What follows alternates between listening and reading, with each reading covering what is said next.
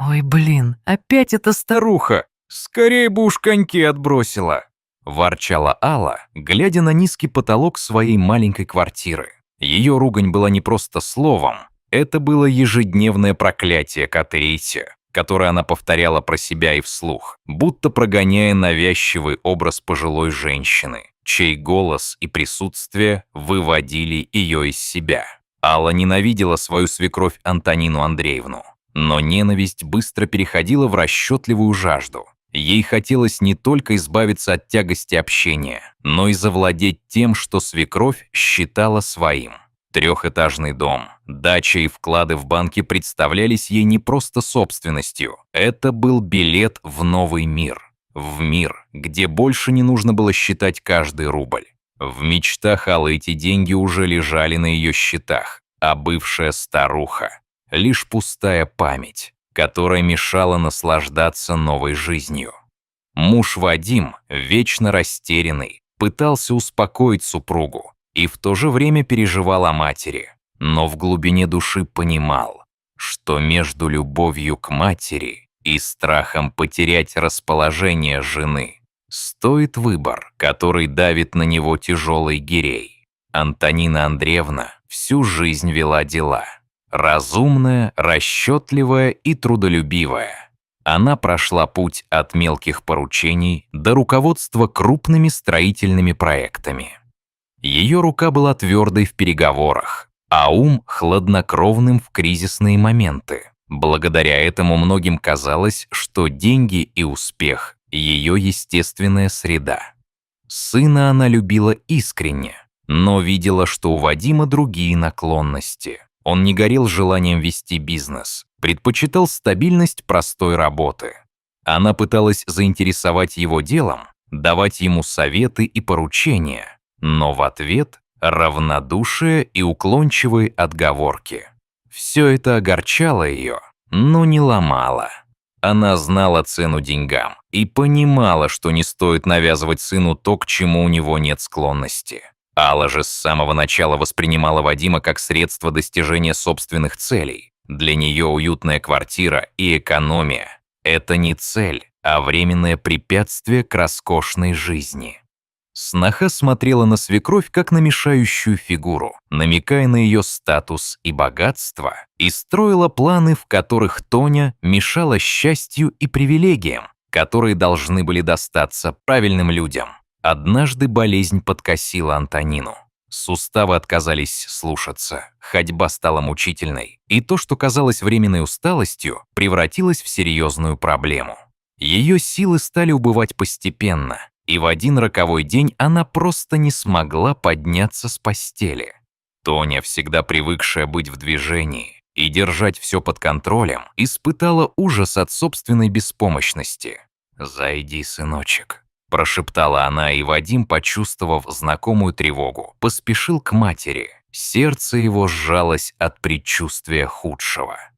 Для него это был шок. Привычный образ матери, энергичной и деловой, вдруг сменился на образ уязвимой старушки. Первой мыслью Вадима стала практичность. Нужно организовать уход, подумать о лечении и, конечно, о финансах. Он робко спросил о сиделке, предполагая, что это разумный выход. Но, зная Аллу, понимал, что ее ответ легко может превратить решение в конфликт. Алла же, напротив, увидела в ситуации шанс. Теперь свекровь будет жить с ними, и доступ к имуществу представляется легче осуществимым. Ее радость была цинична и хладнокровна. Она уже мысленно распределяла комнаты, считала возможные суммы и представляла, как все вышло бы в ее руки. Деньги стали центром мыслей и поступков Аллы. Она долгое время подпитывала свою ненависть культом преимущества и благополучия. Планы по ускорению ухода свекрови вызывали у нее внутреннее удовлетворение.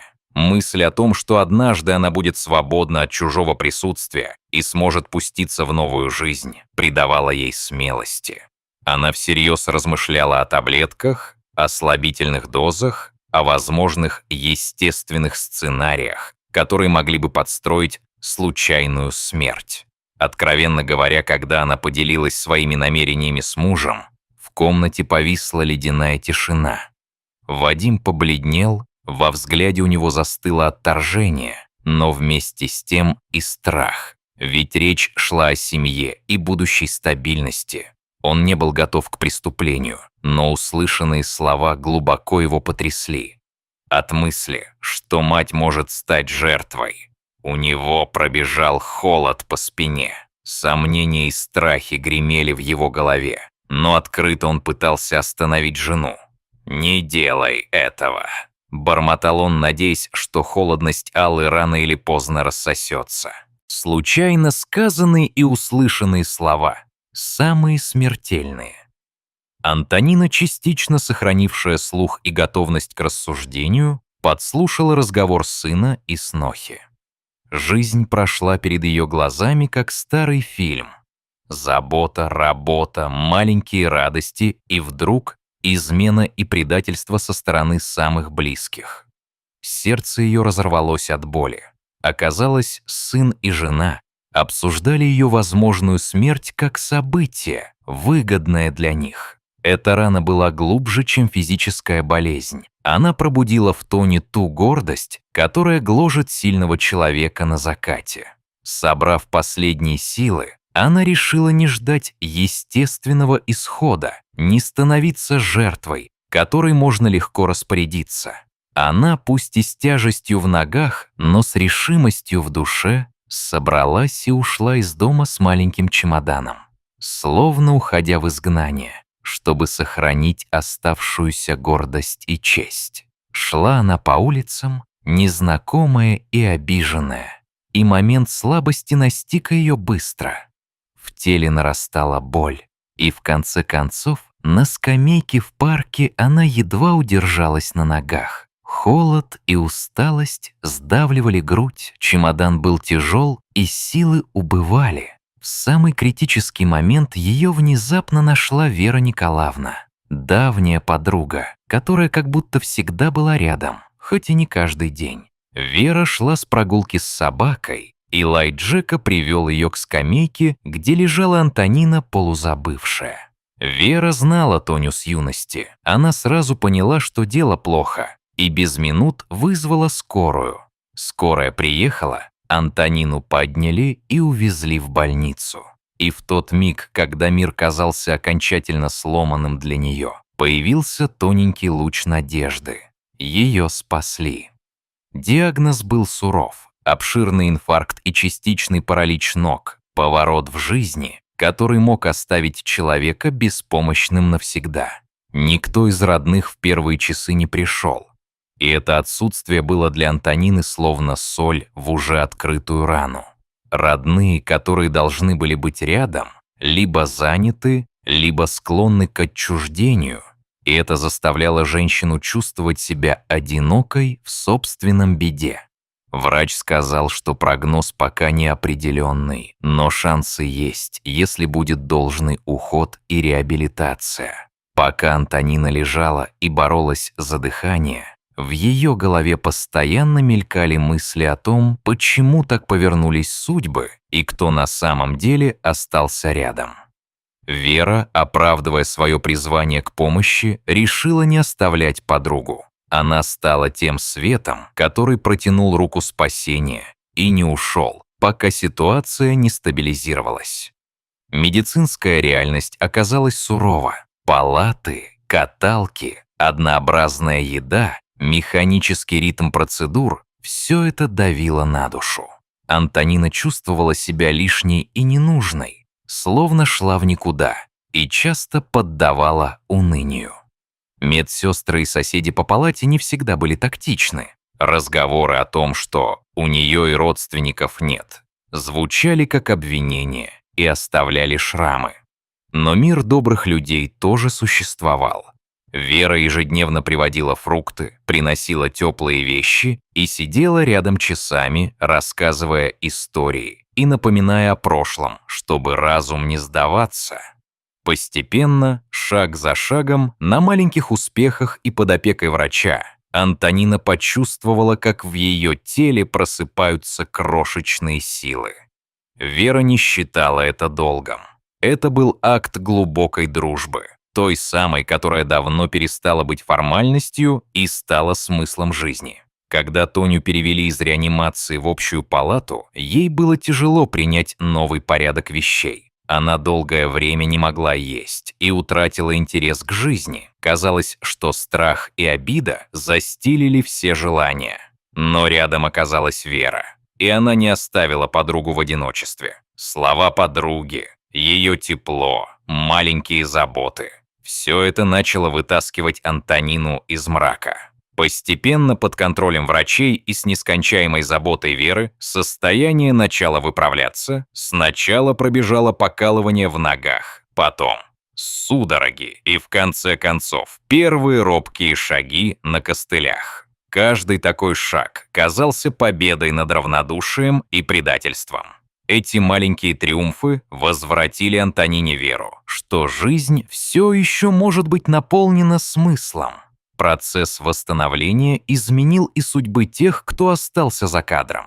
Оказалось, что у Вадима в дороге случилась авария, тяжелая травма, инвалидность, страх и позор. Алла, узнав об этом, не сочувствовала, а наоборот, воспользовалась моментом, чтобы оторвать от мужа то, что захотела. С помощью мошенников она добилась переписки и прикарманила жилье, бросив мужа на произвол судьбы. Вадим остался один, в чужой комнате общежития, получая крошечную пенсию и собрав в себе стыд и горечь. Эти события показывают, что жажда наживы и бессердечие не только ломают того, на кого направлены, но и разрушают собственные жизни. Ведь преступление Аллы вернулось бумерангом, погубив стабильность и оставив ее в мире, где выгоды уже не приносят счастья. Глубокая, но медленно приходящая связь между матерью и сыном возродилась поздно, но истинно. В одном осеннем парке, когда листья шуршали и ветер приносил запах дождя, Антонина заметила худощавую фигуру в инвалидной коляске, и сердце ее сжалось от узнавания. Это был Вадим, измученный и постаревший, но его голос, тихо произнесший «мама», растопил лед обид и горечи. Сидя рядом, они держались за руки, и перед ними не было ни обвинений, ни громких слов, только долгие молчания и искренние слезы. Прощение пришло не как мгновенное избавление, а как тихий процесс принятия. Тоня услышала искреннее раскаяние сына, поняла цену его страданий и, простив, дала начало новому этапу в их отношениях. Алла осталась на обочине судьбы. Выигрыш, который она так жадно хотела заполучить, обернулся для нее пустотой и одиночеством. Материальное богатство, добытое нечестным путем, не принесло ей души покоя. Наоборот, лишило ее поддержки и уважения людей. А вот Вера и Антонина нашли смысл и наполнили свою жизнь добрыми делами. Тоня решила, что часть ее имущества должна пойти не на амбиции близких, а на детский дом, которым она давно руководила душой. Она оформила завещание и переписала часть средств в пользу детей, чтобы те, кто вырос без семьи, получили шанс на нормальную жизнь. Вера осталась рядом, и их дружба стала тем якорем, который держал обеих в штормы судьбы. Эта история – жесткий урок о том, как жадность и расчетливость разрушают отношения, и о том, насколько сильна может быть сила сострадания и дружбы. Антонина потеряла многое, но обрела важнее всего – людей, которые любят ее за душу, а не за состояние. В мире, где так легко упустить человечность ради выгоды, именно эти искренние поступки и тихая преданность оказываются ценнее любой недвижимости. И в конце, когда мать и сын снова нашли друг друга, и когда рядом оказалась настоящая подруга, жизнь доказала, что прощение и искренняя забота способны восстановить то, что казалось безнадежно утраченным.